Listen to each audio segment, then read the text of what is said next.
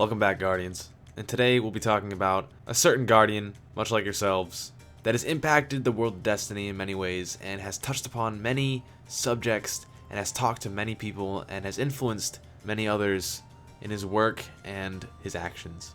We will of course be talking about Osiris. You should recognize his name because there was trials being held for him.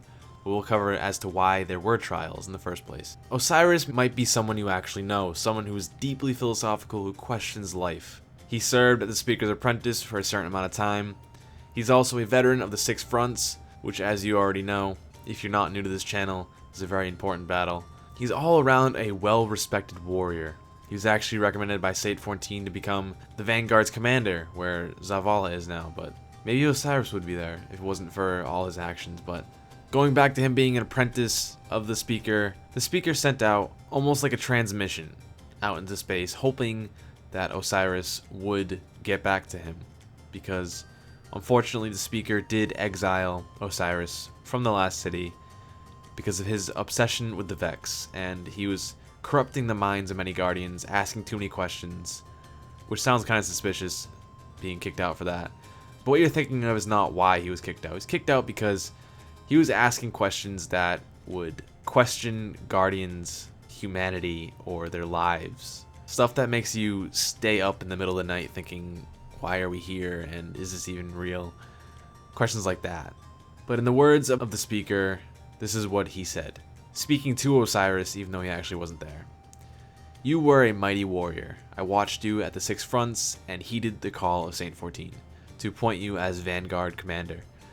Even when the Concordat claimed to have records proving that you were a Golden Age experiment misincarnated as a human by an inept ghost, Saint 14 assured me you were just a man without much patience for stupidity. I watched as you grew tired of strike missions and the grueling, unproductive sessions with the Cryptarchs.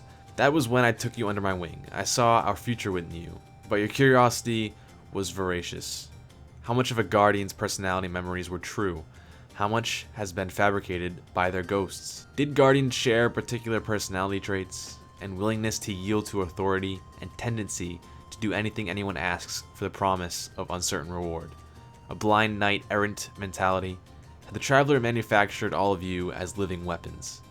Now, if you see on screen, there's a little thumbnail. That's a video about how the Traveler could be the darkness, and that seems to be a very fitting subject to talk about because Osiris is almost like the first person to think that the Traveler could be wrong, that we were made, brought to life, and given these memories, almost like Total Recall.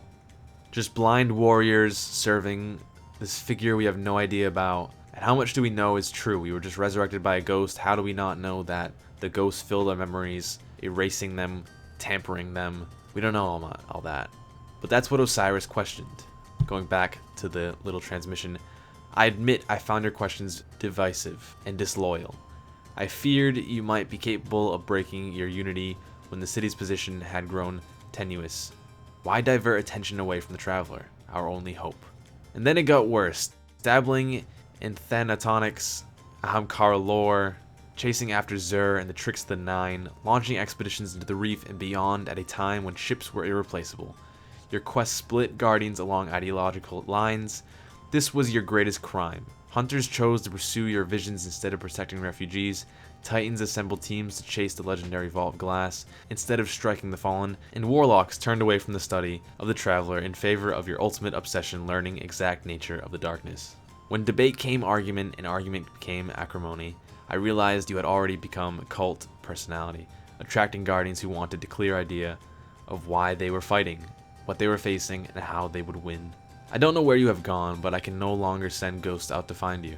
Some come back with tales of your death, or how you went seeking answers from the far reaches of space and time, that you found a way to explore the Vex Gate networks, that you've made breakthroughs after breakthrough as to their origins, theories that a Guardian could not be simulated. The Traveler might be an Onto former or a god incubator. The Vex had diverged into multiple groups in order to secure an end state for every possible configuration of reality. I fear you have become as obsessed with the Vex as Tolan was with the Hive. I've heard your own insane prophecies about pits and dead Hive kings, and of Crota, which now I cannot deny. I hear stories of Lord Shaxx meeting with fire teams of Warlocks, who have no shadow and never blink. Of jump ships slipping into the reef on cold trajectories and meeting no intercept, of questions hidden in matter engrams and answers decrypted on distant battlefields. When you are still out there, if this reaches you, I would very much like to speak with you, to hear your theories in your own words. Perhaps what drives a warlock to madness is truth. Yes, that was very deep of the speaker to say. Osiris was a very philosophical man, kind of reminds me of the Greek philosophers. And his theories have come true. He talked about dead hive kings, we have Crota, and now we have Oryx. He questioned the Traveler, even though there was their only hope. And he seems to be the most influential man of this Guardian era. There has been no one else to make the hunters forget about refugees to just go out and follow Osiris. He made the Titans blindly go into the Vault of Glass and find out what's in there. He made the warlocks who valued knowledge just forget about books and instead try to learn about the exact nature of the darkness, which, as you know, can be very dangerous. He also chased after the Nine, which can be arguably the most elusive group out there, next to the Iron Wolves, whose information could be soon coming out. One of the main questions that do arise from Osiris is whether or not he is dead or alive. The fact that we talk about the Battle of the Six Fronts, just how old the speaker is, we do not know. So the speaker took Osiris under his wing, and that also makes me question that the speaker was higher up in authority even back then. He wasn't young. Who is the speaker? But that's a question for another time. I'm jumping ahead of the gun.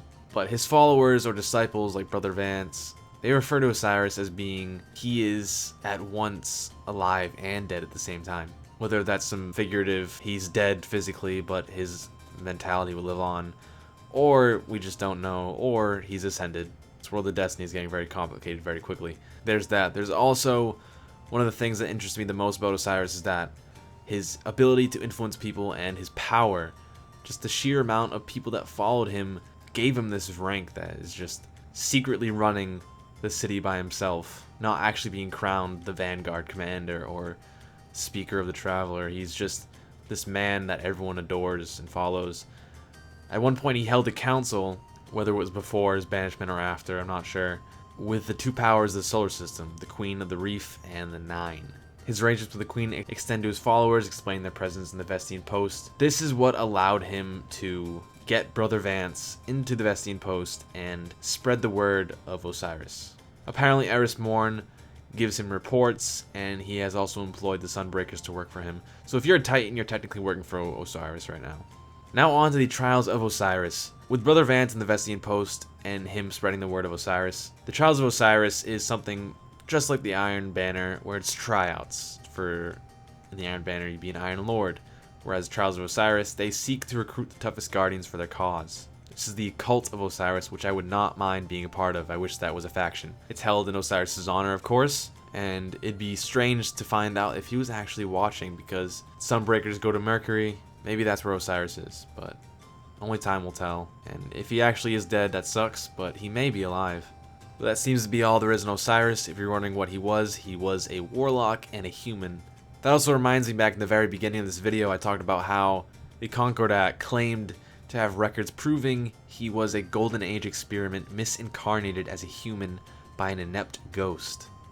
It's saying that Osiris may have been synthetically made. He was made to become this great man. He was supposed to be a great warrior. It's because he was made in the Golden Age, and that the Golden Age technology was, as you know, extremely advanced.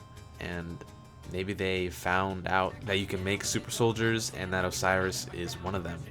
Which led Osiris to believe that everything is not really real, and he set out on this journey for knowledge. And it does say that it's impossible to simulate a guardian, and that the Traveler may or may not be evil, but that's as much as there is to know about Osiris. Hope you guys enjoyed, and I will see you guys in the next one. Later, Guardians.